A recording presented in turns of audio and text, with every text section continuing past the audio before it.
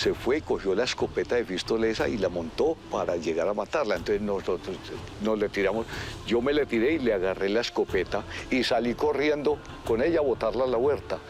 Pero salí corriendo con ella, yo no sabía que estaba montada. Y pasó. Yo llevo la cacha por delante, pero el tubo estaba para atrás. Apreté la uña, que llaman, pero sin saber que eso estaba montado. Ya estaba con el gatillo arriba, ¿no? Porque él entró, fue apuntándole a mi mamá. Se fue el tiro y maté a mi papá. En cada corazón despechado hay un espacio para su música, para el dolor que transmiten las letras de sus canciones. ¿Y cómo no van a transmitir dolor si Darío Gómez ha palpado este sentimiento en lo más profundo de su ser? Desde aquel día en el que apagó la vida de su padre con sus propias manos. Sí, de su padre, por defender a su mamá y a sus hermanitos. Se fue el tiro y maté a mi papá y él se desangró de inmediato. Esa dolorosa e impresionante historia marcó su existir y el de su familia. Dividió en dos su vida. Una vida que también fue marcada por la muerte de su amada hija Luz Dari. El popular cantante Darío Gómez enfrenta hoy la dura tragedia de su pequeña nieta de 5 años. La niña perdió primero a su padre, quien murió asesinado en una riña, y ahora pierde a su madre, muerta por una bala perdida. Por la brujería. Sabemos quién le dio el maleficio y por ser amante de él. A quien le tocó cantar para celebrar cuando el peligroso narcotraficante Pablo Escobar fue dado de baja. Aunque se escuche absurdo, así ocurrió. Me va a cantar 10 veces Nadie es eterno y listo. Se la canté 10 veces.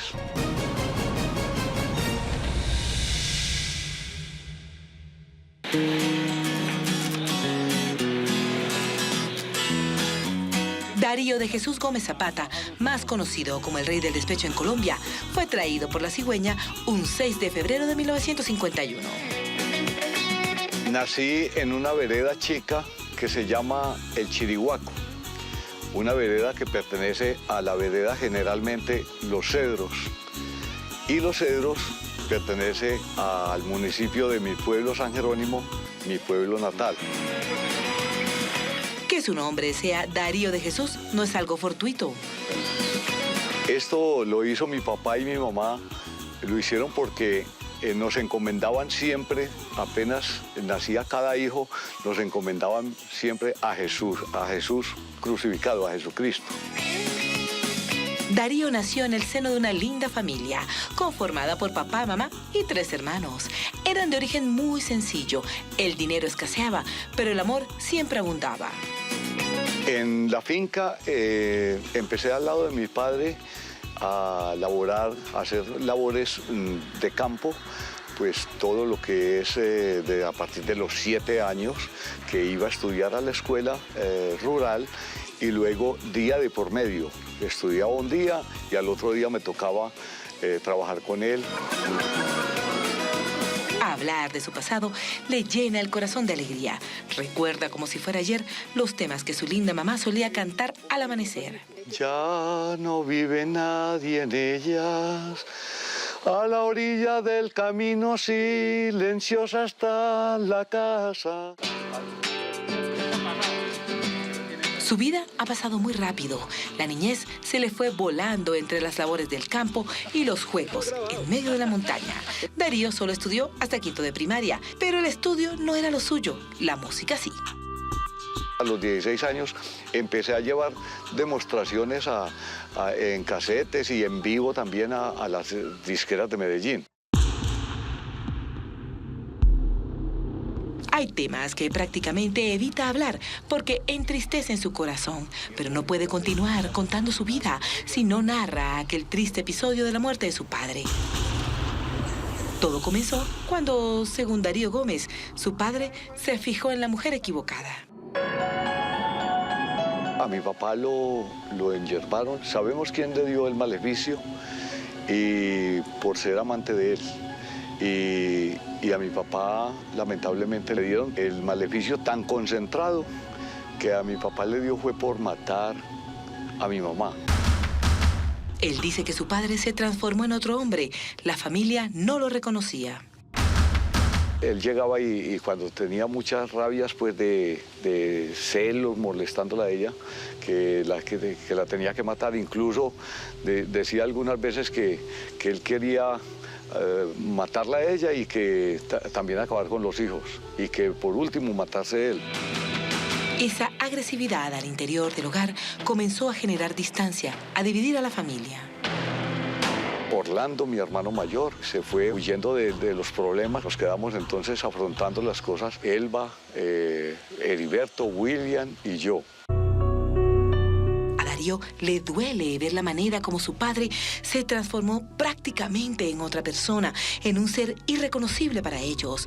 Porque, según el paisa, por ese supuesto maleficio del que fue víctima, no solo se separó la familia, maltrató a los seres que más amaba, sino que además su salud quedó gravemente afectada. Mi papá fue un gran padre, un gran esposo y un gran hombre. Pero después de que le dieron ese maleficio, que nadie nos dimos cuenta, porque nos dimos cuenta fue después de que murió, porque él murió acabadito. El maltrato hacia su mamá se estaba volviendo algo constante. Ese maltrato duró prácticamente, creo, si no me equivoco, por ahí año y medio. Nos quedábamos pues como anonadados porque mi papá era el mejor papá y el mejor esposo del mundo. Veía como alucinaciones, que mi mamá se la jugaba. En medio de la incertidumbre, Darío trataba de buscarle una explicación lógica a lo ocurrido. ¿Usted por qué le está pegando a mi mamá? Porque es que ella te mandó por allá que te escondiera en un rastrojo mientras que ella me la jugaba con fulano.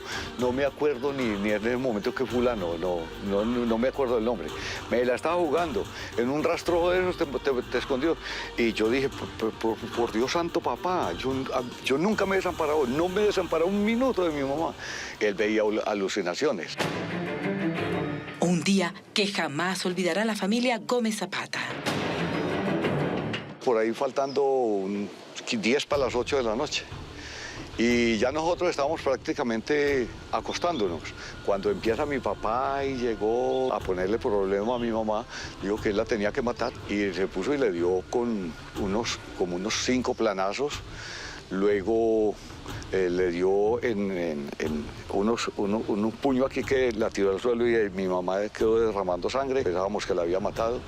Mientras tanto, él se fue y cogió la escopeta de pistolesa y la montó para llegar a matarla. Entonces nosotros nos le tiramos. Yo me le tiré y le agarré la escopeta y salí corriendo con ella a botarla a la huerta. Pero salí corriendo con ella, yo no sabía que estaba montada. Y pasó. Yo llevo la cacha por delante, pero el tubo estaba para atrás. Apreté la uña, que llaman, pero sin saber que eso estaba montado. Ya estaba con el gatillo arriba, ¿no? Porque él entró, fue apuntándole a mi mamá. Se fue el tiro y maté a mi papá. Y él se desangró de inmediato. Yo boté la escopeta porque a mí me había dicho él, mataste a mi mamá, que esto que... Bueno, ya, entonces cuando veo a mi papá también extendido en el suelo, ya botando sangre. Yo llegué y me fui, lo primero ya con mucho miedo, porque ya llegaban la familia, los familiares de mi papá. Fue el peor día de su vida. Darío estaba estupefacto. Por su mente pasaban 1000 pensamientos y al mismo tiempo no pasaba nada. Estaba lleno de temor, ansiedad, angustia, dolor. ¿Por qué lo hice?, se preguntó millones de veces. Salí, fue corriendo. Yo era el niño mimado de mi papá. Qué desgracia tener que haber quedado en mis manos, ¿no? Un accidente le pasa a cualquiera, que fuera tu culpa o que lo querías haber hecho, eso es diferente a un impulso, ¿cierto? Un impulso de rabia o cualquier cosa, pero no fue así. Yo me quería suicidar, yo dije, pero ¿cuál es la forma de yo quitarme la vida? Es que irme con mi papá, que yo quiero estar más bien al lado de él y no tener este martirio que me acaba de pasar. En medio de ese incalculable dolor, el joven nunca estuvo solo. Su mamá lo acompañaba, velaba por él, oraba porque todo saliera de la mejor manera posible. Recuerdo que siempre me decía, es que yo voy a acabar con todos y no voy a dejar sino a Darío para que vele por 2 o 3 niños que dejo. El joven no se reponía de lo ocurrido, no sabía qué hacer con su vida. La muerte de su padre dejó una huella imborrable en sus días. A eso se le sumaba el dolor de saber que cuando estaba en vida, estaba sufriendo. La autopsia o necropsia que le hacen, dice el médico que tenía el corazón consumido de una pena moral, que no duraría más de 2 meses en el diagnóstico que dijo. Él no hubiera durado más de 2 meses porque él tenía un maleficio, tenía que ser, porque enfermo de otra cosa no. El joven quiso radicarse en Medellín, pero las circunstancias se lo impedían. Darío empezó a ser señalado por lo ocurrido. Israel, un tío, hermano de su padre, lo amenazó de muerte. Por ahí como a los 3 meses, 2 meses más o menos, bajé y yo le dije, yo quiero hablar con usted, Israel, es que usted me está achacando a mí.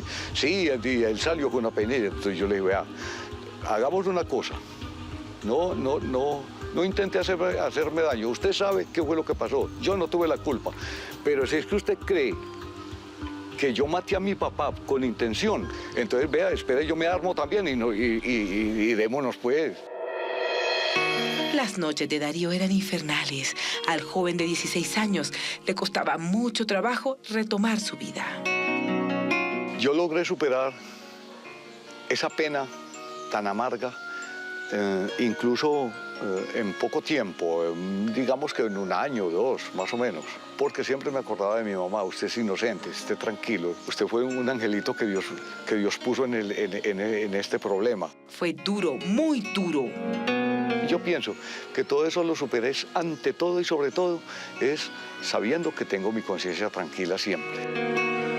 Darío ha tenido que cargar con el peso de este dolor a lo largo de su vida. Mis hermanos me reclamaron, pero mucho, ahora últimamente, que ellos no creen, sin mentirle a nadie. Ahí está testiga mi mamá, Elba, Heriberto, William tal vez quizás. Están testigos de cómo pasaron todas las cosas. Al poco tiempo, el joven se radicó en Medellín. Ya estaba a punto de cumplir 17 años y necesitaba buscar un sustento. Ya llegué a Medellín otra vez donde mis abuelos. Yo ahí fue donde ya me coloqué a trabajar en una empresa. Y ahí su vida toma un giro inesperado.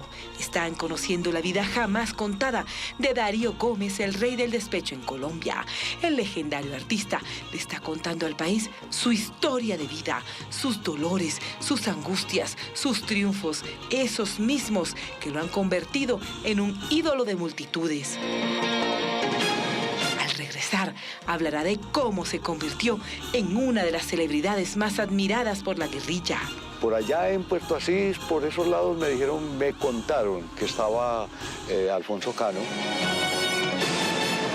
Revelará detalles de una fastuosa fiesta en la que compartió tarima con Vicente Fernández y hasta con Rocío Dúrcal.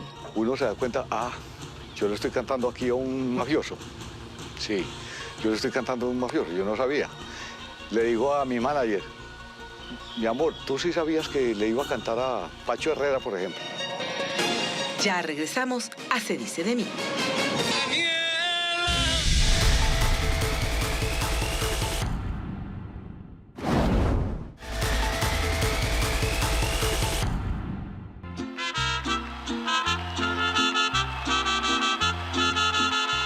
Conociendo la vida jamás contada del famoso rey del despecho en Colombia, del maestro Darío Gómez, quien hoy en Se Dice de Mí enfrenta sus más grandes temores, los dolores más profundos de su corazón, pero también le muestra al mundo que es un ejemplo de superación personal. Darío, con 17 años, llegó a Medellín a abrirse camino. En Facolta trabajé 1 año como menor de edad y ahí fue donde yo empecé ya a quedarme en Medellín ya trabajando y ya insistiéndole pues a la música. Y en esa empresa de rollos de papel conoció a su primer amor, a Marta Nubia.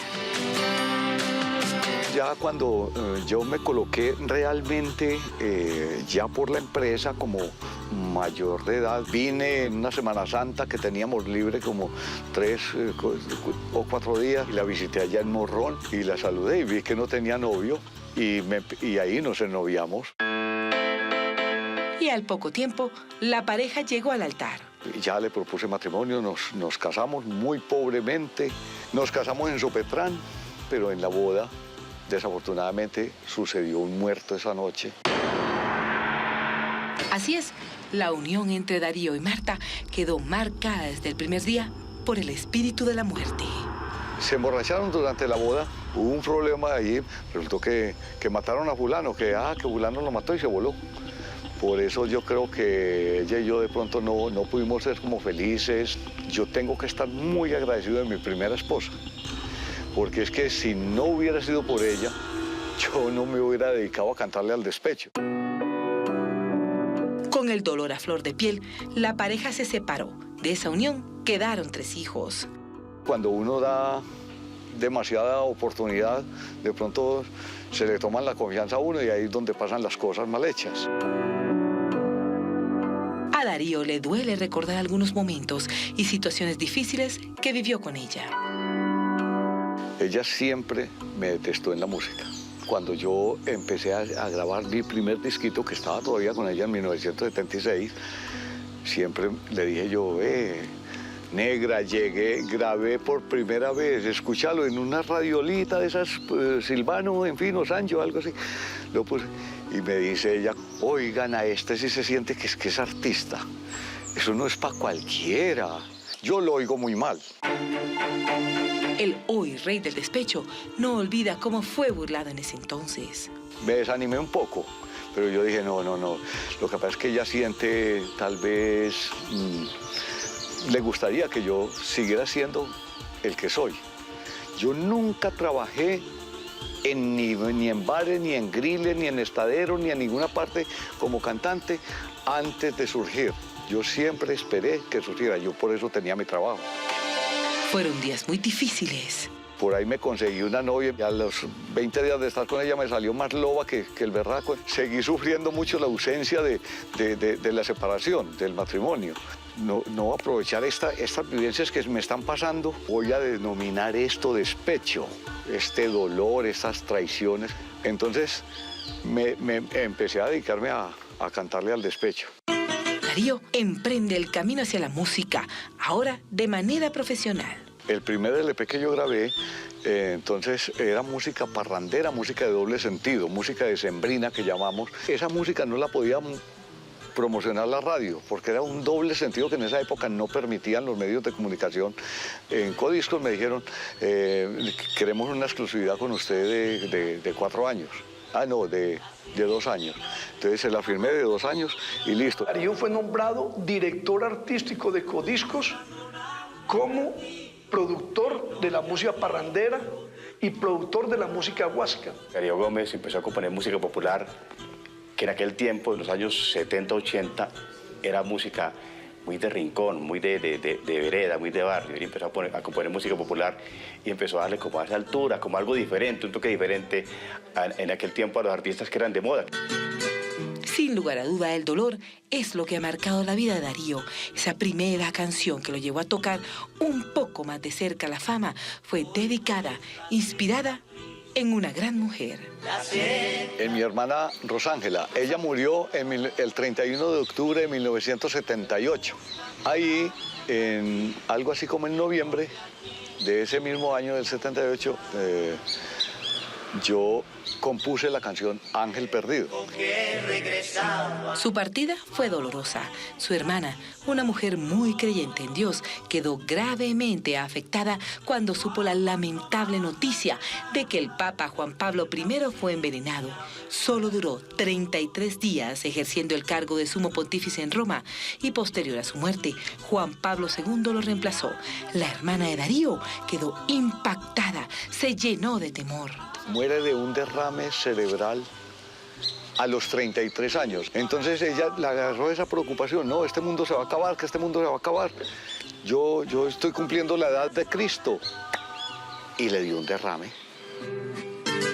El dolor de esa noticia fue más grande que sus fuerzas. O sea, a mí se me fue el mundo y la tristeza fue muy profunda para mí ya. Esta partida destrozó el corazón del paisa. Su hermana, a los 33 años, dejó 7 hijos solos. Mi hermanita Rosángela era como una segunda madre para mí, que fíjese que cuando ella se casó en la montaña, que estábamos en la montaña todavía, yo me fui a vivir donde ella se fue a vivir con el esposo.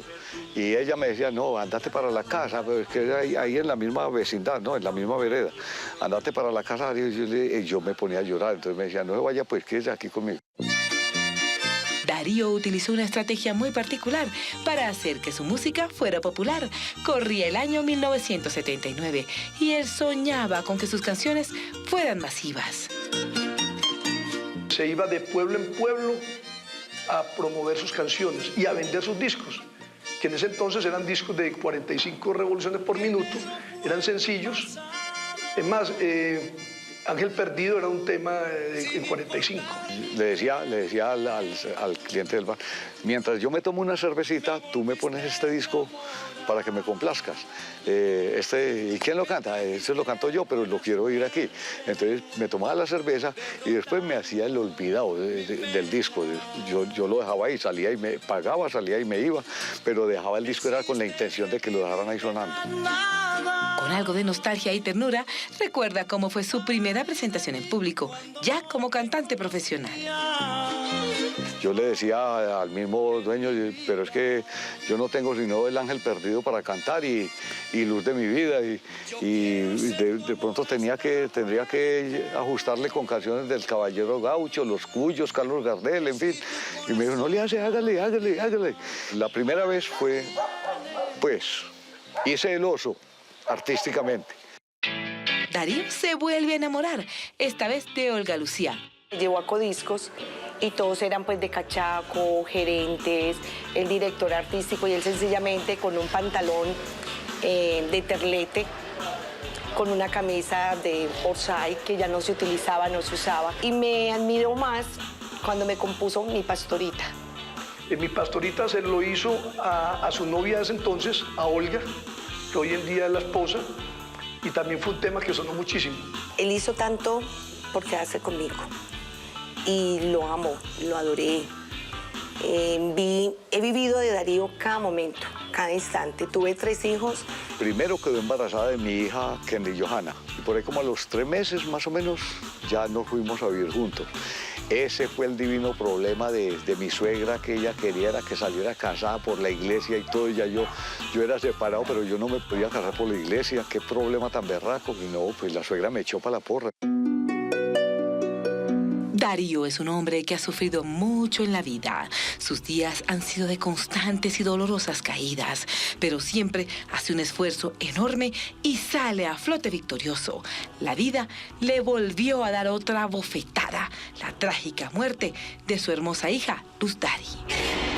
Ella tenía un noviecito o un amigo ahí, y entonces ella se subió que iba a presentar precisamente creo que fue una hoja de vida para buscando trabajo. El colectivo, entonces iba lleno y entonces le dijo, no hay cupo sino aquí adelante.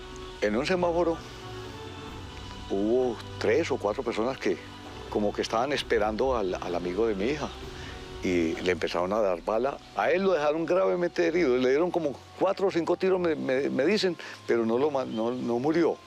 Y mi hija sí murió, le dieron aquí en toda la frente. En los momentos difíciles y en las adversidades que ha tenido, mi papá siempre con su frescura y no sé, él con su positividad, optimismo, siempre ha salido adelante. Otra vez la muerte se ensaña contra Darío Gómez. El artista sufrió horrible por la partida de su hija. Hoy todavía no entiende qué es lo que sucede, por qué los seres que ama se van de su lado. Eso es muy duro. Uno sí piensa por mucha fe que le tenga a Dios. Uno sí piensa, Dios, ¿por qué no me llevaste a mí primero, que yo voy primero que ella en la vida?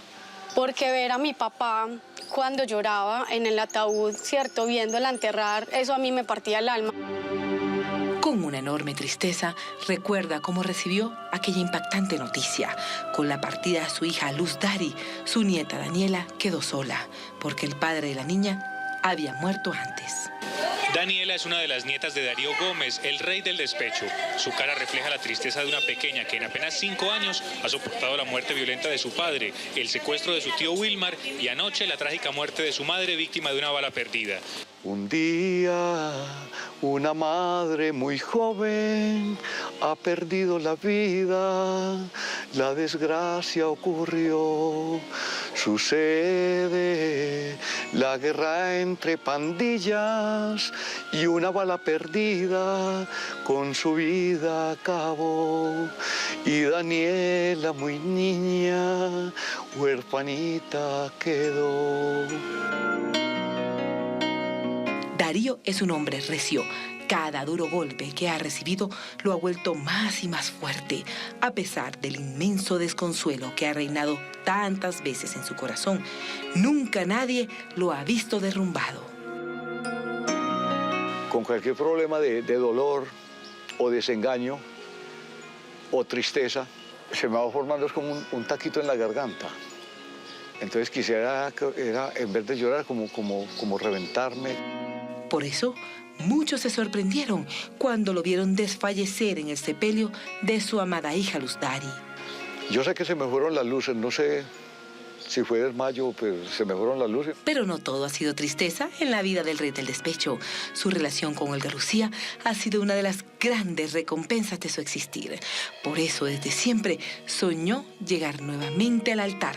Pero Olga estaba reacia. Ella no quería casarse conmigo y nunca estuvo de acuerdo con que ella me decía: yo soy muy feliz viviendo en unión libre con usted, porque así se me porta mejor, se me maneja mejor. Usted se casa conmigo y seguro que de pronto abusa de que ya estamos casados, que esto, que los... Y entonces ella me decía eso, hasta que yo le dije: no, pero por un respeto a los hijos y todo, un amor y apego a los hijos que tenemos, yo creo que es mejor que ya estando en bodas de plata, por favor, casémonos, Olga Lucía, que vale la pena ya mi vida pública y todo. Yo no creí que me iba a enamorar de él, porque la ventaja de él y yo es de 13 años de diferencia, casi 13 años por 2 meses. Y te cuento que no me pasaba por la mente enamorarme. Y me enamoré cuando me regaló un disco, Sobreviviré, que con los años él vino y lo interpretó en su voz, porque le dije: eso va a ser un éxito en tu voz. Y si él no me regala ese disco, no me hubiera dado cuenta que estaba enamorada de él. Están conociendo la vida íntima, cercana, jamás contada de Darío Gómez, el rey del despecho. El rey del despecho sale de unos oyentes de la emisora que dirige Nelson Moreno Holguín. Ya regresamos a Se Dice de Mí, el programa que le quita la máscara a las celebridades en Colombia para mostrar su verdadera esencia. Fue el mismo Pacho Herrera que sí me dijo un diciembre, tenía ese Ferrari. Ese carrito es el aguinaldo suyo.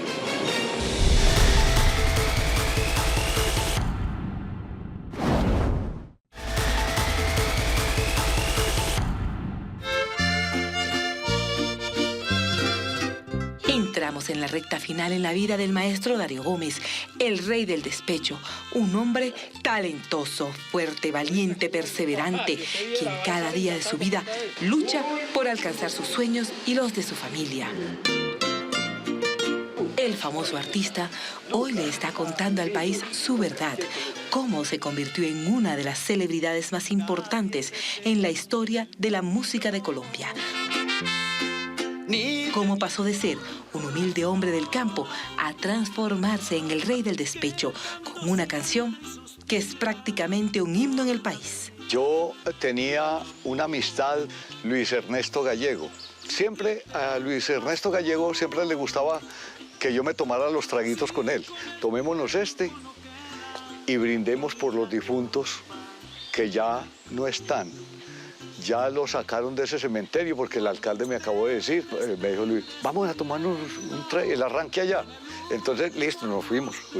Cuando yo veo todo el camposanto en destrozos, Ave María, en lo que queda uno no se queda en la nada, ¿no? Y en un camposanto se escapan los despojos que reposan para siempre, hermano. Me dice: para que vea, es que nada es eterno en la vida, hermano, todo se acaba. Y yo le dije: Luis, voy a hacer un tema que se llame así, a este cementerio. Y digo: ¿cómo? Nadie es eterno en el mundo, así fue que yo le dije. Al poco tiempo, su amigo falleció. Otro duro golpe para Darío. Luis se murió como a los 3 meses. Fuimos al velorio de él, lo sepultamos al otro día. Me voy a dormir y a los 2 días sueño yo. Luis conmigo hablando del cementerio de San Jerónimo. Y entonces me dice, y a propósito, ¿sí la vas a hacer? Que la canción. Y a mí se me había olvidado porque hacía más de 3 meses que yo había anotado el título, pero no lo tenía como idea por ahí. Ese tema fue el que lo catapultó a él al éxito, indiscutiblemente. La historia de Darío es una historia muy bonita, una historia de vivencias, una historia de dificultades en su familia, en su vida personal, y eso lo lleva a él a hacer esta canción. El paisa ha vivido muchas situaciones a lo largo de su carrera profesional. Su retiro de la música está cercano.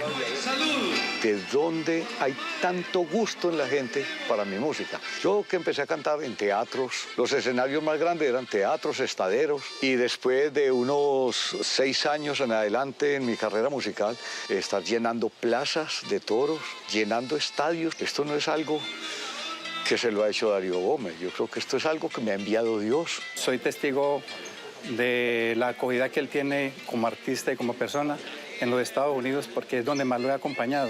Es increíble la gente cómo lo quiere, cómo lo aprecia, el cariño que se ve cuando la gente está viendo sus conciertos. En su vida muchas situaciones han sido de sal y otras un poco más dulces.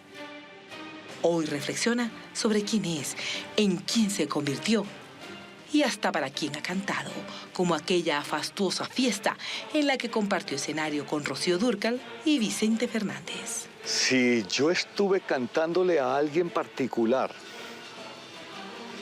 con Rocío Dúrcal y Vicente Fernández, te cuento sinceramente, cuando me llevaron a mí o me llevaron a mí primero, y yo salí y no me di cuenta quién seguía. Si me dices de qué tipo de fiestas y reuniones se han dado así particularmente, muchos. Yo le estoy cantando a un mafioso, yo no sabía. Le digo a mi manager, mi amor, ¿tú sí sabías que le iba a cantar a Pacho Herrera, por ejemplo? Me dice, no, a mí me llamó un señor y me dijo que para que hiciera un evento privado. De muchos que hice, a un señor Don Diego, a un señor Arcángel de Cartago, muchos, a Nelson Urrego, a todos, casi que a todos los capos del Valle. Recordemos que el señor Elmer Pacho Herrera fue considerado el 4.º hombre al mando en el cartel de Cali. Tenía mucho poder en la mafia. Se dice que en la década de los 90 fue de los narcotraficantes más ricos del país. Gran parte de la rápida fortuna que adquirió estaba invertida en negocios inmobiliarios, unidades residenciales, casas, lotes y fincas. El capo fue asesinado en 1998. Pero él no fue el único personaje de dudosa reputación que contrató a Darío Gómez. Los hermanos Rodríguez Orejuela eran fanáticos de su música. Sí, también les canté, no puedo negarlo. Cuando yo empecé la fama con mi música, Pablo Escobar ya estaba en problemas con la justicia. Entonces, si de pronto él, pues yo que haya ido a la Hacienda de Nápoles, no, que sé que era allá donde él lleva artistas. Pero si de pronto aquí por La Estrella, por Itagüí, por el Prado, que me han llevado o me llevaban en esa época algunas entidades particulares, si me llevan y él estaba ahí, pues yo no sé, yo no lo vi. Son muchas las anécdotas vividas en sus casi 40 años de carrera profesional. Gómez no olvida cómo eran esas fiestas donde reinaba el despilfarro de dinero, mujeres hermosas, licores en abundancia y, claro, drogas, muchas drogas. Al señor Pacho Herrera, yo fui el niño consentido de él varios años, unos 3 o 4 años. Me decía que él quería que le cantara lo que va a hacer para uno y que después de que la cantara 3 o 4 veces, que cantara las canciones que fuera. Ese era el tema de él. El día que mataron a Pablo Escobar, al otro día me llamó él y me dijo, quiero que me cante. ¿Ya usted sabe a quién le va a cantar? Yo le dije, a usted, don Pacho. Entonces me dijo, no, pero usted sabe a quién le vamos a cantar, pues, ¿a quién le vamos a cantar? Entonces yo le dije, ¿a quién? Pues a Pablo Escobar, que lo mataron ayer. Pablo Escobar fue asesinado en la capital de Antioquia el 2 de noviembre de 1993. Fue el máximo líder del cartel de Medellín y fue considerado el hombre más poderoso de la mafia colombiana. La fiesta de celebración por su muerte comenzó. Ya sabe cuál es la canción con que va a arrancar, ¿cierto? Entonces yo le dije, seguramente nadie es eterno en el mundo. Y en la tumba de Pablo Escobar empieza a sonar ese sinfín que ponen en las tumbas, o que ponían. Ahí estaba Nadie es eterno cuando yo voy a visitar la tumba de Pablo Escobar, que está en el Jardín de Montesacro. Me va a cantar 10 veces Nadie es eterno y listo. Yo la canté 10 veces y ya después canté otras canciones. Fue uno de los señores más respetuosos conmigo. Le decía a toda su gente, me tienen que proteger mucho a Darío primero que todo, y segundo, me lo tienen que tener como el número 1. La música del Rey del Despecho era la preferida entre los hombres del bajo mundo. Fueron muchos los regalos especiales que supuestamente recibió el maestro. Hoy en Se dice de mí, aclara la verdad. Es muy común que todas las agrupaciones, artistas, canten para personas que están al margen de la ley. Entonces, no me extraña y estoy seguro que lo ha hecho, que ha tocado para personas de todo tipo. Fue el mismo Pacho Herrera, que sí me dijo en diciembre, Darío, venga, que en el parqueadero tengo unos carros, y tenía el más fino que hay, el Ferrari. Y me dijo, vea, es que ese carrito es el aguinaldo suyo. Entonces yo le dije, don Pacho, qué pena, yo no le recibo ese tipo de regalo. Entonces me dijo, no, ahí tiene su Ferrari. Vea, don Pacho, le voy a decir una cosa con todo mi corazón. ¿Yo qué hago con un Ferrari? ¿Con qué lo mantengo? En un Ferrari, yo no gano ni para darle mantenimiento a un Ferrari. El poderoso capo le insistía y le insistía, pero Darío estaba reacio con el tema. Incluso el mismo Pacho Herrera llamó a Olga, su esposa, para intentar persuadirlos que recibieran el carro como regalo de Navidad. Entonces llamó a Olga Lucía y le dijo, vea, es que le acabo de dar de aguinaldo un Ferrari a Darío y no me lo quiere recibir. Ay, don Pacho, no le insista que él no se lo recibe, nunca lo va a recibir. Yo, ¿cómo le voy a demostrar al Estado dónde saqué yo esa cantidad de plata para comprar un Ferrari? Y si digo que me lo regalaron, entonces me dicen que estoy dentro de la mafia con ustedes. Eso es todo. Y ya él estaba un poquito borracho, ¿no? Y me dijo, no, tener toda la razón, Darío, tranquilo. También se dijo que el señor Tomás Medina, conocido como el Negro Acacio, contrató sus servicios como artista.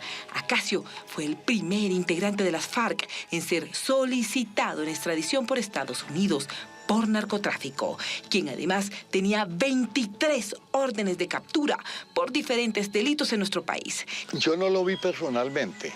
A Wedima Bichada me tocó ir a cantar tres días seguidos. A mí nunca me habían insinuado que a quién le iba a cantar. Cuando llegué a Wedima, yo no vi ninguna autoridad legal por ningún lado. Me entrevisté con alias Guillermo y él fue el que me contó que al Negro Acacio le encantaba Nadie es eterno. Entonces ahí me di cuenta que le iba a cantar a la FARC. Las experiencias fueron muchas. Yo seguramente le he cantado a muchos guerrilleros, a muchos jefes guerrilleros. Por allá en Puerto Asís, por esos lados me contaron que estaba Alfonso Cano, en su época, que estaba Reyes, cuando canté por allá por Puerto Asís, La Hormiga, y hay otro, Borito.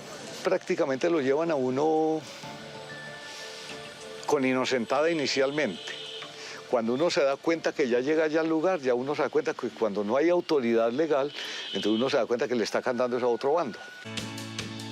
Darío siente un enorme respeto por su público. Sabe que se debe a él. Ellos son los que me hicieron, ellos son los que quieren escucharme, que si yo no hago aquí la forma de expresarme ante mi público, ellos sí van a tener la cautela de mandarme a mí al carajo. Para mí las canciones que él canta son prácticamente vivencias de él y que se generalizan con toda la gente. Realmente a él todo el mundo lo quiere y por donde pasa todo el mundo lo reconoce y se llena de alegría al verlo.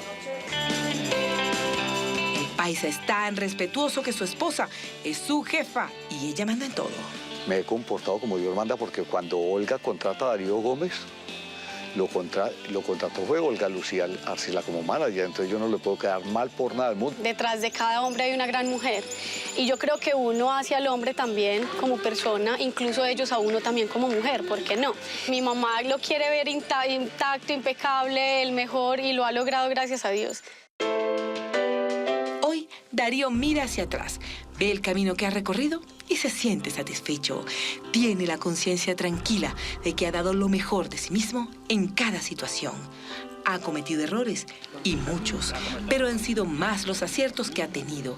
Tan es así que cada día aparecen nuevos artistas con grandes propuestas musicales y nadie ha logrado destronarlo. Darío Gómez se volvió más grande de lo que él mismo imaginó alguna vez. Papi, tú luchaste mucho, te cerraban las puertas tanto.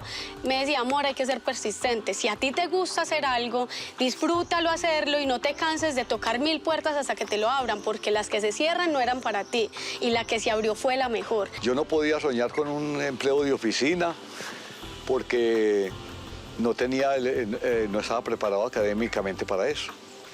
Entonces, con ser obrero o agricultura en el campo, con eso me tenía que bastar.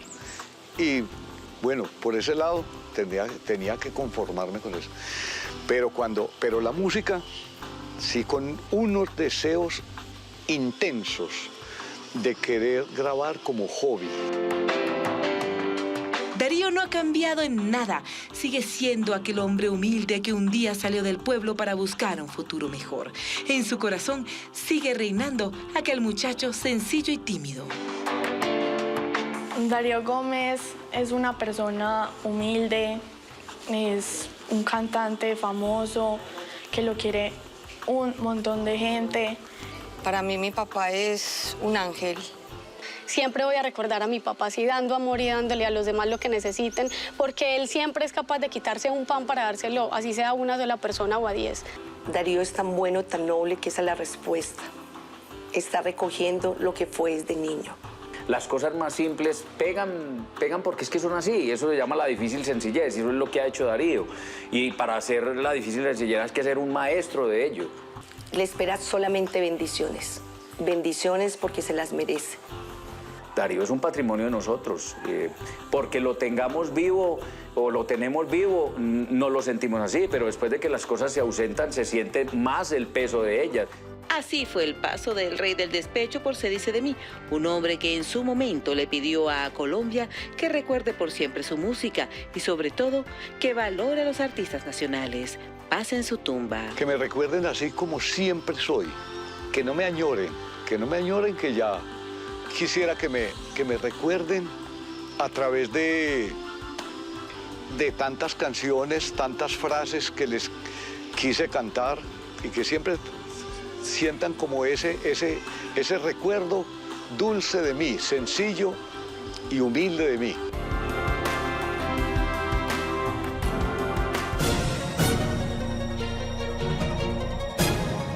Álvaro José Arroyo González fue un hombre que se convirtió en leyenda gracias a su insuperable talento para la música.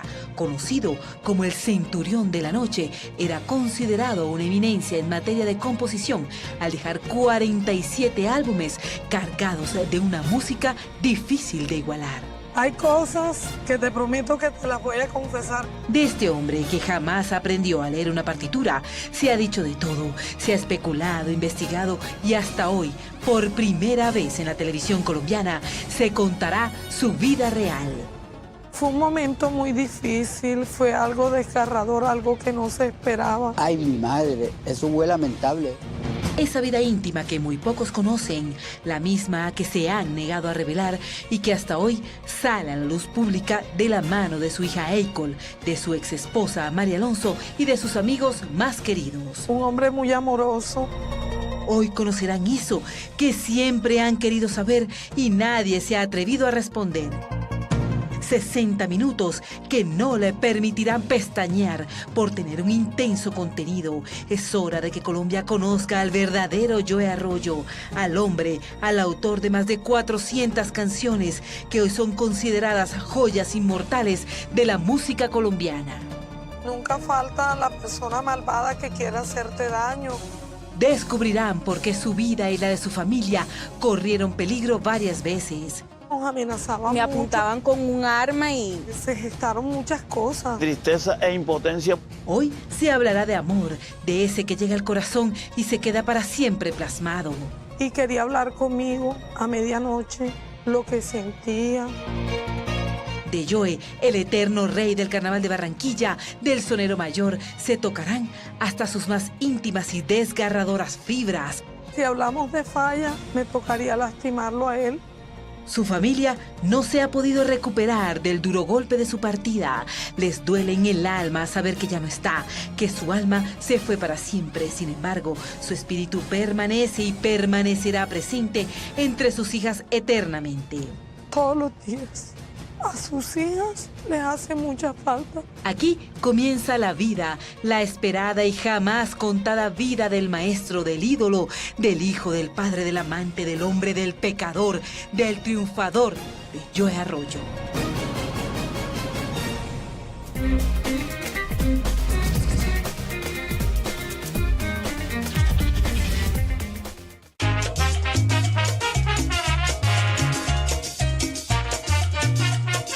Por todos es sabido que Joe Arroyo proviene de una familia muy sencilla, económicamente hablando. El pequeño Álvaro fue un luchador desde el primer día de nacido. Hoy María Alonso recuerda con cariño la anécdota del nacimiento de Joe. Se lo contó directamente la mamá del artista y hoy lo revela en Se dice de mí. Fue algo muy doloroso y ella me dice que cuando rompió fuente, estaba el aguacero en lo mejor. Entonces, unos señores del barrio la cargaron y la pasaron cargada por el arroyo. No sabiendo el arroyo peligroso, la llevaron a ella hasta el hospital. Él nació sobre muchas necesidades, pero fue una mamá que lo luchó todo por él. Su origen es muy sencillo. Carecían hasta de lo más mínimo económicamente hablando. Esta humilde estrella de la música nació en uno de los barrios menos favorecidos de Cartagena, aunque siempre se declaró barranquillero de corazón. Fue criado en Nariño, que mucha gente piensa que él nació en Nariño, ¿no? Él no nació en el barrio Nariño, es otro barrio de Cartagena. Él nació en Bruselas, en el Hospital Santa Clara, un 1 de noviembre a las 2 de la mañana. El país estaba convencido de que el nombre de Joe Arroyo era Álvaro José y resulta que no. El José nunca ha figurado en su registro de nacimiento. La mamá del artista le contó la realidad a su exesposa María Alonso. Nunca se llamó Álvaro José, sino Álvaro Arroyo González. Él se puso el José o sea, le gustaba el José y lo quiso como nombre artístico Álvaro José. Desde los 4 años él cantaba y había una señora al lado de su casa en esos patios que eran cerca, que no eran paredillas sino, y él le cantaba a ella, se enamoró de la señora se llamaba María y la señora salía a lavar todos los días y él se paraba por la cerquita y le comenzaba a cantar. Su amor por la música nació desde que era un niño.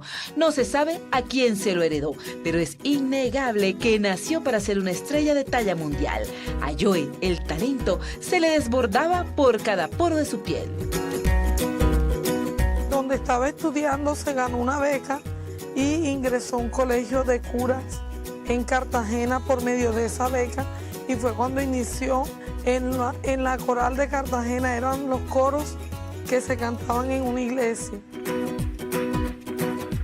Álvaro nunca buscó ser músico, no lo planeó, era algo innato, paralelo a su existir. Definitivamente fue la música quien lo atrapó a él poco a poco y cuando se quiso dar cuenta, ya no tenía marcha atrás. cuando él estaba, que pertenecía a ese coro, se alió ya con otros músicos y se iba para la zona de tolerancia. Ahí fue la primera vez que ya lo oí cantar y él se vinculó con una orquesta aquí en Barranquilla, La Protesta, y de La Protesta saltó a Fruco y sus tesos. Tuve la dicha y el honor de acompañarlo a Medellín, cuando en comienzo de los años 70, Fruco le hizo una audición al Joe y se quedó enseguida en Medellín. Cogió mucho prestigio, entonces a Fruco lo llamaban mucho en todo el mundo a tocar con Joe Arroyo, y teníamos también otro que se llama Saoco, Wilson Saoco y Piper Pimienta. Esos eran los tres caballos, digámoslo así, de la salsa colombiana con la que Fruco se inició. Para Joe Arroyo la vida no fue fácil. Este hombre era una máquina impresionante para crear música. Por todos es sabido su enorme talento. En cada rincón de Colombia, sus letras, su música, sus melodías imprimían alegría. Que él planeaba algo, eso no era real. Joe Arroyo era una persona espontánea y de ahí vino su éxito. Sin embargo, su corazón albergaba un enorme dolor, una tristeza de la que nunca se pudo sobreponer, la muerte de su hija Tania. Él estaba en estudio de grabación en Barranquilla, estaba grabando y lo llamaron. Tania estaba hospitalizada en Cartagena, en el Hospital Boca Grande. Fue una, digámoslo así, una enfermedad silenciosa porque fue como un edema pulmonar, creo que se llama así clínicamente. Lo sufrió muchísimo, fue algo que no se esperaba y lo llamaron y él emprendió enseguida la ida para Cartagena y fue algo que lo marcó para toda la vida. Sí, Tania era esa niña que hacia 1972 inspiró el tema que llevaba su mismo nombre, Tania, y quien falleció víctima de un paro cardiorrespiratorio 15 días después de haberse graduado de bacteriología en la Universidad del Norte de Barranquilla. Yo pienso que es una canción donde expresa todo un sentimiento de un padre, un amor y un dolor, una tristeza. Fue un momento muy difícil, fue algo desgarrador, algo que no se esperaba. Una persona muy joven, pero ella se estaba deteriorando ante los ojos de mi papá y él ya venía pasando por un proceso bastante doloroso con eso y él sabía que las cosas de pronto con ella no estaban mejorando. Ella adolecía de una enfermedad, leucemia. Sí, eso es muy doloroso para él. Él se le bajaron las defensas, dejó de componer un tiempo y dejó de actuar, de trabajar por la muerte de Tania, porque ese tema que le compuso a él tan bonito, es vigente y hermosísimo. Mostró mucha nostalgia y tristeza e impotencia porque sus compromisos diferentes en tantos países y Colombia quizás no le permitieron ponerse al frente del todo la enfermedad de Tania, ¿no? Recuerdo que en la funeraria él lloraba, su primera hija, su hija mayor. Pues triste, Tania, sí, Tania. Y al poco rato se le muere la mamá. Están conociendo mucho más de cerca la historia real y jamás contada de Joe Arroyo. Hoy descubrirán cómo enfrentó su triste adicción a las drogas. Él lo sufría muchísimo y lo lastimaba y él sentía que nos lastimaba a nosotros. Hoy recordarán la manera como se revolucionó Barranquilla cuando Joe Arroyo y su familia fueron víctimas de un grupo de hombres que fuertemente armado irrumpió en la paz de su hogar para despojarlos de sus pertenencias y los dejaron marcados para siempre. Después de ese atraco nos amenazaban mucho. Se dijo que pasaron cosas muy graves aquella nefasta noche en la que fueron asaltados. Se llevaron las cosas materiales, digo. Estate segura ante Dios que con esos ojos que los tuyos no soy capaz de mentir.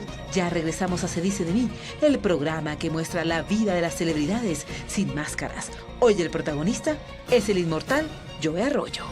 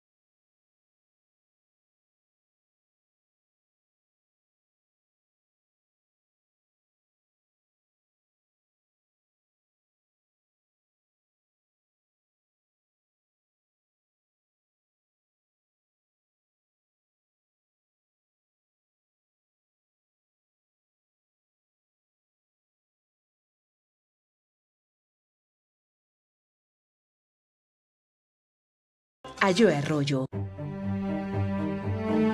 quien un día aprobó las drogas y a partir de ese momento comenzó a librar muchas batallas para salir de ellas.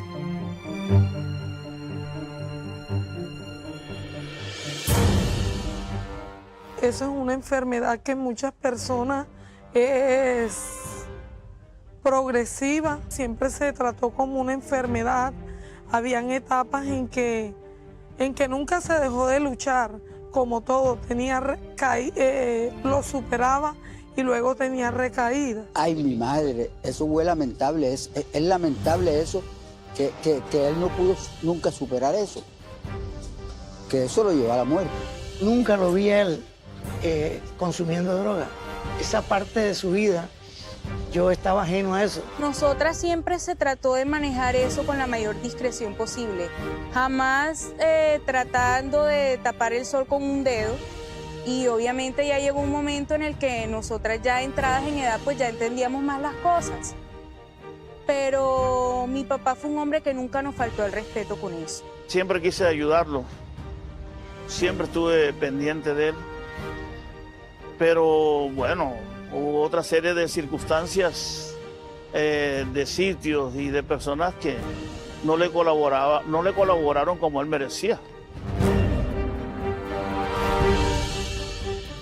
Joe siempre le dio la cara a sus adicciones. No era un asunto fácil. Sin embargo, con gran valentía, trabajaba para hacerle el quite a la tentación. Eso lo atormentaba, lo martirizaba. Le dolía estar en esa constante y desgarradora lucha.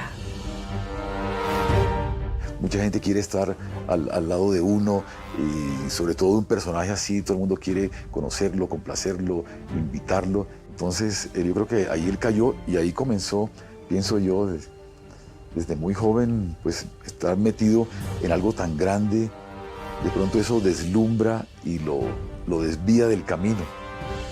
Donde están los artistas están las personas que tienen esos manejos y entonces le entregan al uno, le entregan al otro y los hacen adictos y después ya tienen uno más del equipo. Y lo lastimaba y él sentía que nos lastimaba y lo hacía sufrir bastante.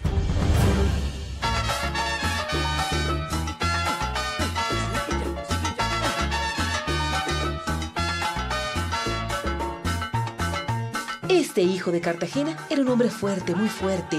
Cuando se empeñaba en hacer algo, no descansaba hasta que lo lograba. El artista se entregó en cuerpo y alma a la música, a alegrar al pueblo con sus composiciones. Sentía que se había ganado el corazón de los colombianos. Él era muy profesional, eso sí lo tenía él. Lo que él tenía mucha visión. Esa visión que él tuvo en esa época que yo le grabé con Fuentes, una visión para el músico, para el bailador, para el estilo, para Bogotá, para Medellín, que para la costa. Siempre esos estilos él los tenía siempre muy marcados. Por eso le dolió tanto cuando se sintió traicionado luego de ser víctima de un atraco de enormes magnitudes en el seno de su hogar. Al principio, la familia Arroyo Alonso no daba crédito a las amenazas. Les avisaron que serían asaltados, pero ellos no lo creyeron. Cuando se metieron los ladrones en la casa, se runrunaba en Barranquilla y un runrun que Joe tiene mucha plata, compró un carro, alquilamos una casa, todo fue progresando. De repente hubo un runrun que nos iban a atracar,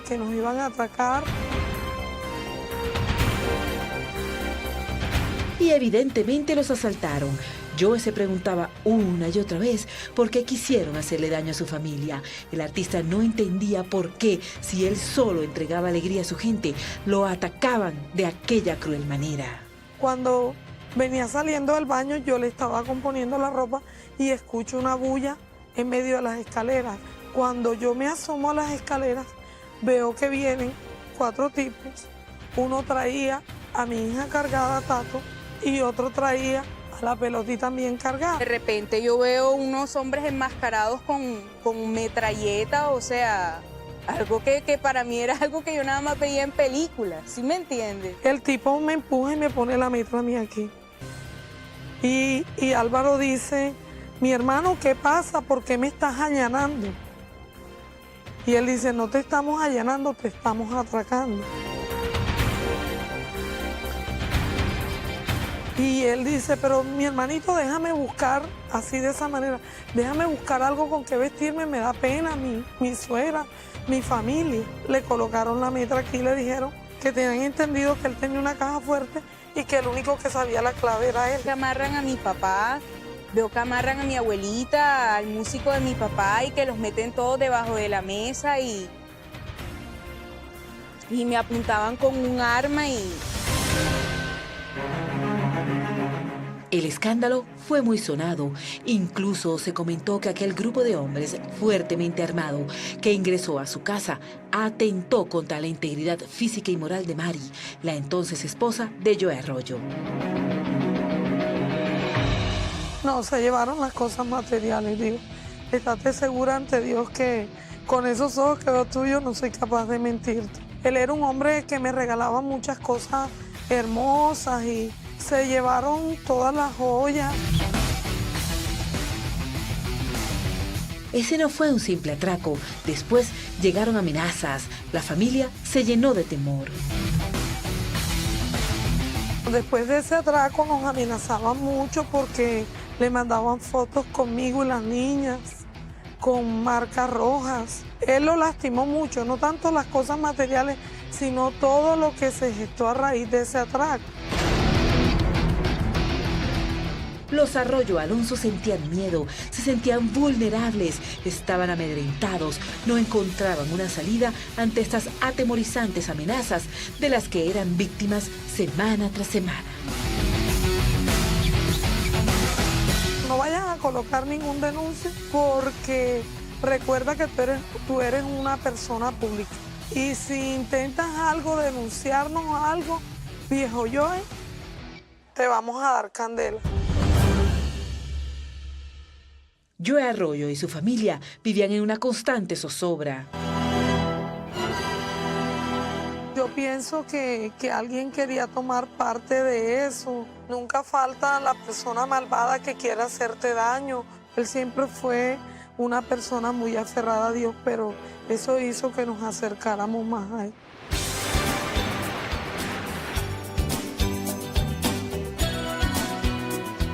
Mari y sus hijas siempre tratan de sacarle el mejor provecho a cada situación. Son mujeres aguerridas que se han enfrentado a muchísimos dolores en la vida y de cada uno de esos han salido siempre victoriosos. Gracias a Dios nos tocó vivir eso porque eso es hermoso, eso te ayuda a fortalecerte como ser humano y a valorar todas esas cosas. Están viendo en Se Dice de Mí la historia jamás contada de Joe Arroyo, considerado uno de los padres de la música caribeña.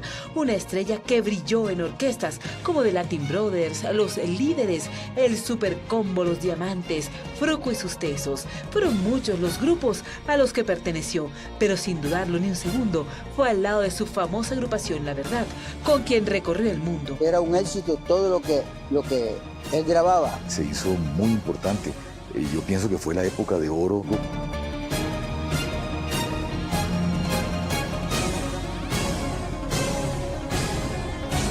Hoy su vida está siendo revelada por su hija Eicol, su exesposa Mari Alonso. Duramos exactamente 13 años en unión libre y luego nos casamos. Y sus amigos más cercanos, esos mismos que caminaron y lucharon 1000 batallas y embates del destino al lado del artista.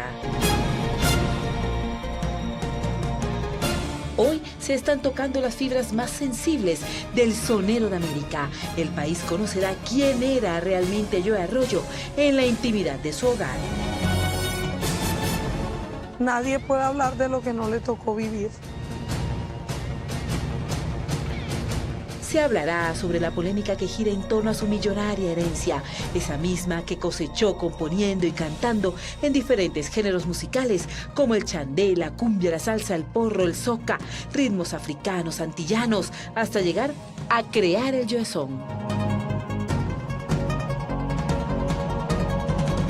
Y esa canción, La Rebelión, es un himno total y una de los de las tremendas canciones de Joe. Joe para mí es el artista colombiano más completo que yo he visto.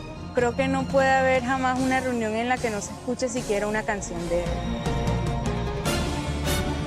Ya regresamos a Se dice de mí con la vida real del autor de Rebelión, Tania, Mari, En Barranquilla me quedo, El ausente tumbatecho, Manyoma, La noche, Centurión de la noche y muchas más joyas de la música colombiana. Si él hubiera estado conmigo, yo no hubiera permitido que él siguiera trabajando.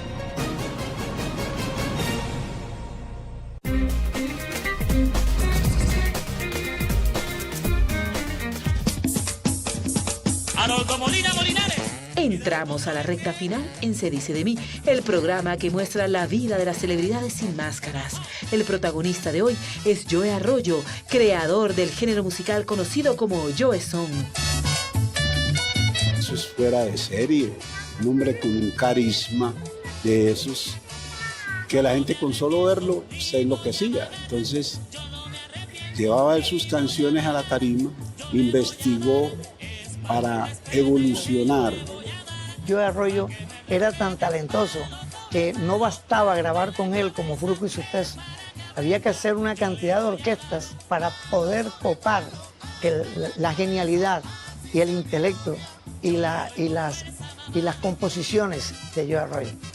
Uno de los padres de la música caribeña, lo llamaban el sonero de América, el centurión de la noche, es el eterno rey del carnaval de Barranquilla y no es para menos, ganó 18 premios Congos de Oro y 4 Super Congos de Oro. El Coliseo se solló, eso se quería venir abajo y la gente, Joe. La gente comenzó a pedir el Congo de Oro para Joe. Y ese festival, ese Congo de Oro, ganarse ese Congo es como un Grammy o como un Oscar para un artista en el cine. Hoy Colombia está conociendo su vida real, de la mano de sus amigos más cercanos, de su hija Eicol y de quien fue la musa de sus más grandes éxitos musicales, María Alonso.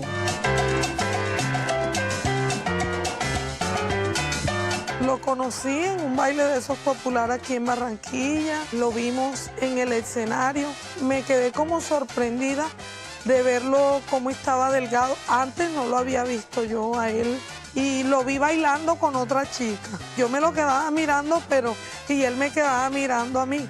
Terminó de bailar con la muchacha y venía la presentación de él. Cuando estaba tocando, se desmayó en la tarima y no supe nada de él.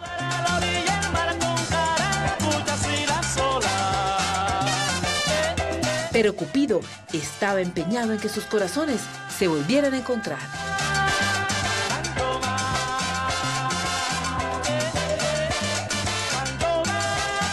Cuando yo fui a esa fiesta, lo encontré ya tocando.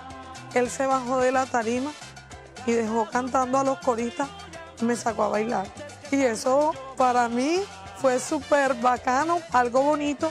Y luego se subió a la tarima y me dedicó una canción. Entonces me la empezó a cantar, llueve que llueve, y yo sigo cantando para una chiquilla que me está mirando. O sea, eso para mí fue como que algo muy suspicaz, muy chévere y muy sublime, y ese día nunca lo voy a olvidar.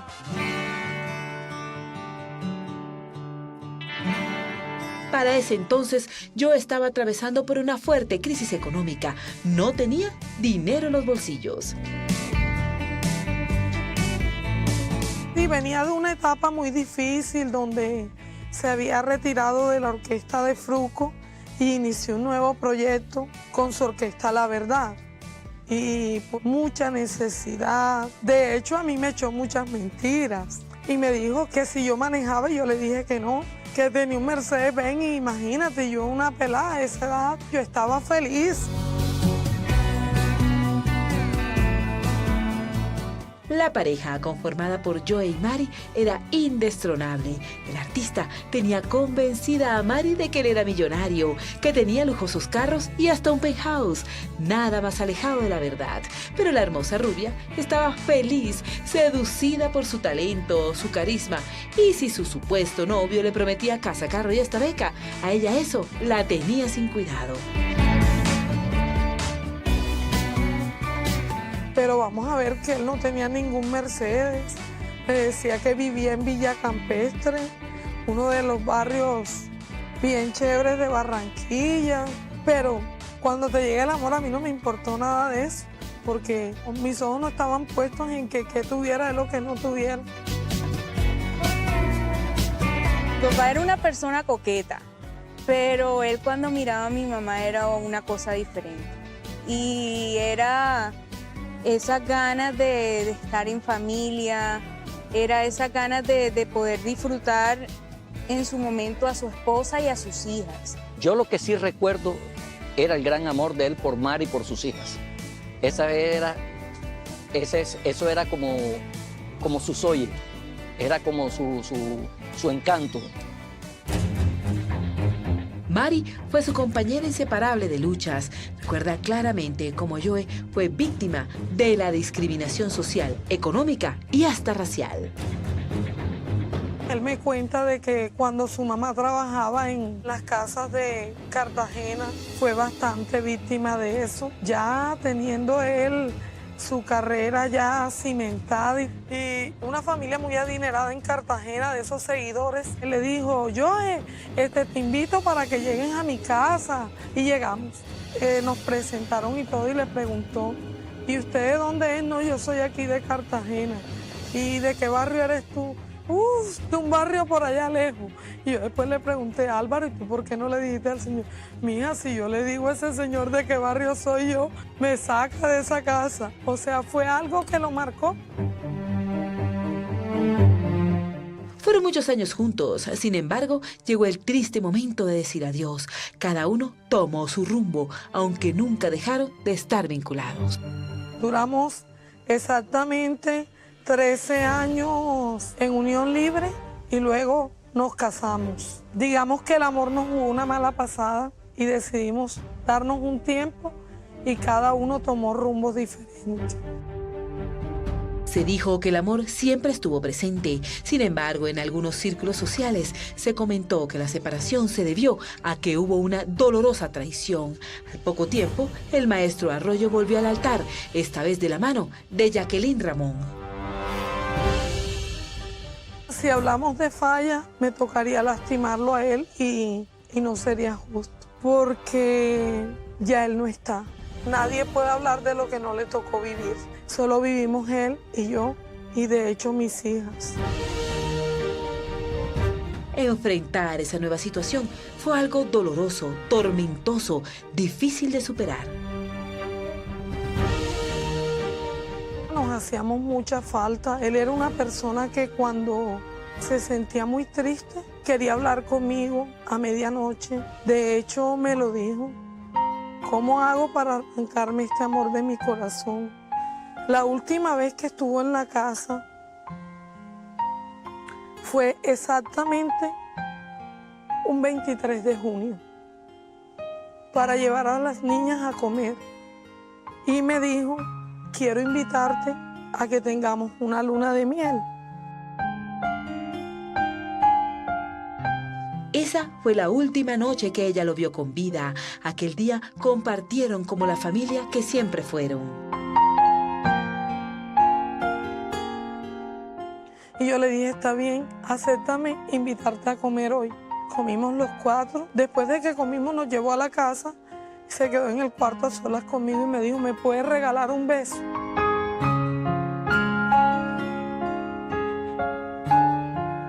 Yo le dije que sí. Y me dijo, es el beso más delicioso. Y no lo sentí hace mucho tiempo. Me sobó la cabeza y me dijo, te amo. Y siempre, no se te olvide lo que te voy a decir, siempre vas a ser la única en mi vida. Como me lo escribió en una nota. Me dijo, cuídame a mis niñas que son el tesoro más grande. Recuerdo que cuando se fue, se subió al carro y iba llorando y me hizo así. Fue la última vez que yo lo logré ver con vida a él. Al los 7 días de ese emotivo encuentro familiar, el gran Joe Arroyo fue internado de urgencia en la Clínica La Asunción de Barranquilla. La noticia las tomó por sorpresa. Mis hermanas y yo fuimos tratadas injustamente. Nosotras básicamente estuvimos forzadas a no pasar los últimos momentos con mi papá. El acercamiento con él era muy restringido, demasiado. Las llamadas incluso, era muy poco lo que yo podía conversar con él. Mis hijas sufrieron mucho porque no lo dejaban ver. Siempre era un problema cuando ellas iban a la clínica, porque una persona puede estar en cuidados intensivos, pero para mí ellos sienten esas energías. Me cuenta un médico, van a venir tus hijas, tú las quieres ver, y él decía que sí. Tú quieres ver a Mari, de esas cosas que las tengo guardadas aquí, que arrojó una lágrima. Pues digámoslo así, no tuve el tiempo. No tuve el tiempo porque no me dejaron verlo.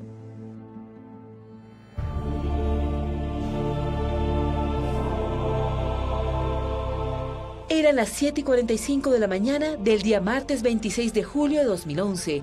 La vida del músico cartagenero más famoso de todos los tiempos se apagó para siempre. Después de 29 días de agonía y tras ser ungido con los santos óleos, el artista murió a las 7:45 de esta mañana. Sus seguidores y amigos protagonizan conmovedoras escenas frente a la clínica donde murió el artista que hizo bailar a Colombia en los últimos 41 años.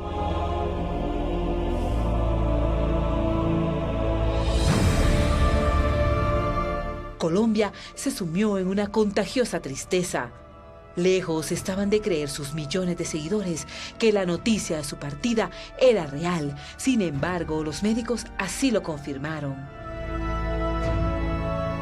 Joe falleció víctima de una neumonía, seguida por una crisis cardíaca y una insuficiencia renal.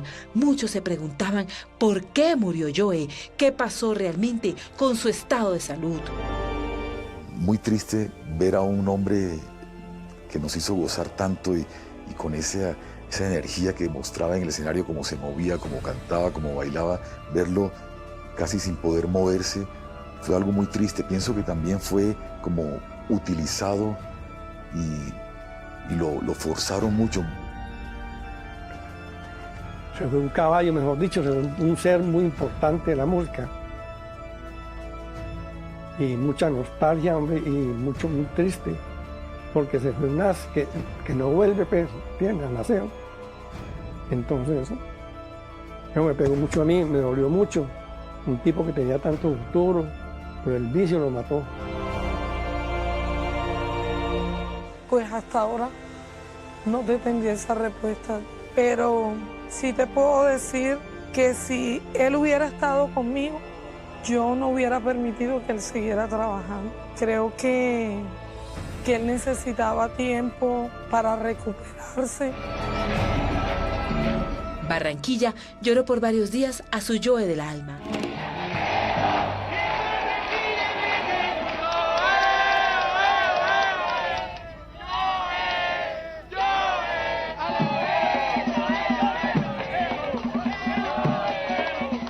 Finalmente, en la Catedral Metropolitana María Reina fue donde se le dio el último adiós de una manera más íntima. Solo sus familiares y amigos más cercanos asistieron.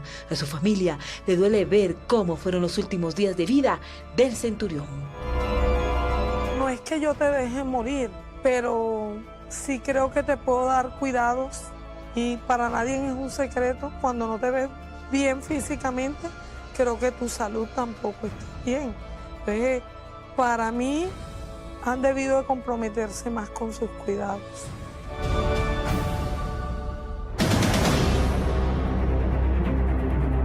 Y a los pocos días de la partida de Joe Arroyo, sus hijas emprenden una batalla legal para tratar de recuperar la herencia que dejó el artista, los derechos musicales de sus creaciones. No me he interesado mucho porque la verdad que no es nada que me trasnoche. Eso está en manos de la que fue su última esposa. Ella es la que lo disfruta, aquí ningún hijo de él disfruta de eso. Seguimos una lucha Digo seguimos porque mis hijas hacen parte de eso y lo que tiene que ver con mis hijas tiene que ver conmigo y las tengo que apoyar en toda esa lucha. Las hijas de Joe están batallando por hacer que el legado del maestro permanezca intacto, que su música no muera nunca. Preservarlo y difundirlo a nivel mundial. Eso es lo que nosotras queremos. Y con ese legado poder ayudar a jóvenes de escasos recursos en la música.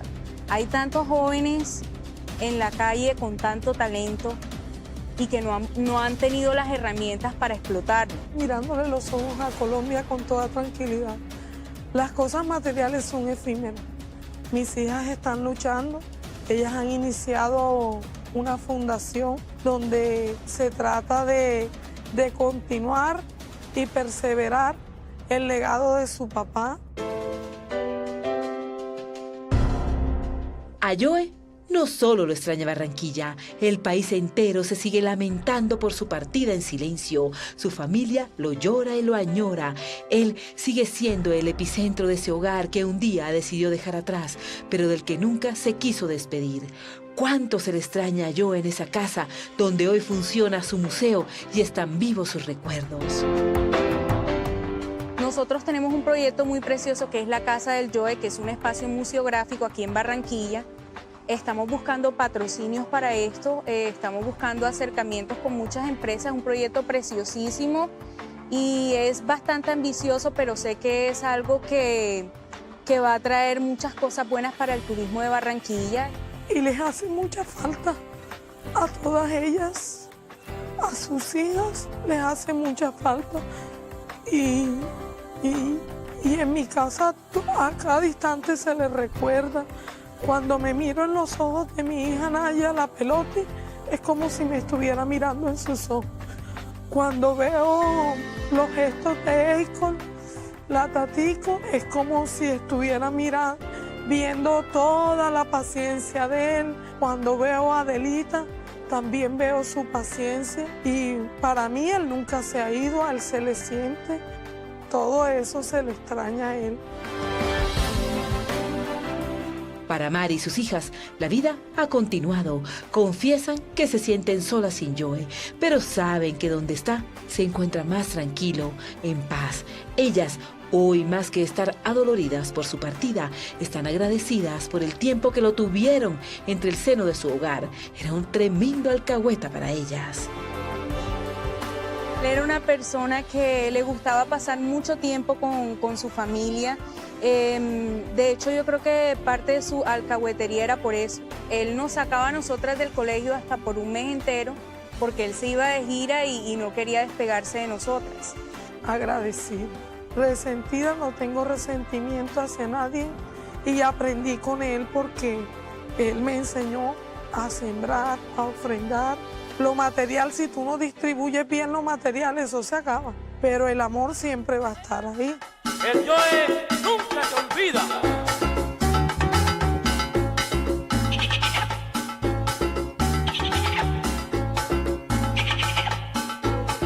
Su mayor orgullo es haber tenido el honor de compartir con él la mayor parte de su vida y de llevar en su sangre el amor por la música del Caribe, el amor por Barranquilla, por Cartagena, por todo un país que coreó una a una sus canciones.